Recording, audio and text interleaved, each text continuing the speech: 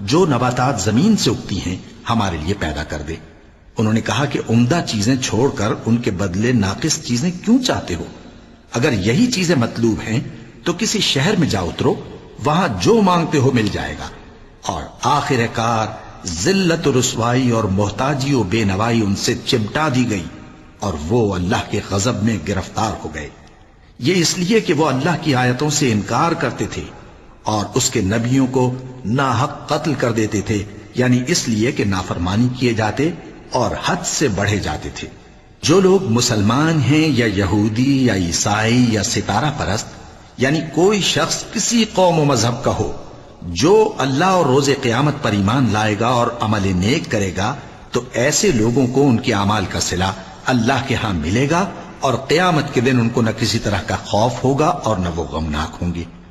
اور جب ہم نے تم سے عہد کر لیا اور کوہ طور کو تم پر اٹھا کھڑا کیا اور حکم دیا کہ جو کتاب ہم نے تم کو دی ہے اس کو زور سے پکڑے رہو اور جو اس میں لکھا ہے اسے یاد رکھو تاکہ عذاب سے محفوظ رہو،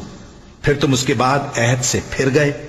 سو اگر تم پر اللہ کا فضل اور اس کی مہربانی نہ ہوتی تو تم خسارے میں پڑ گئے ہوتے۔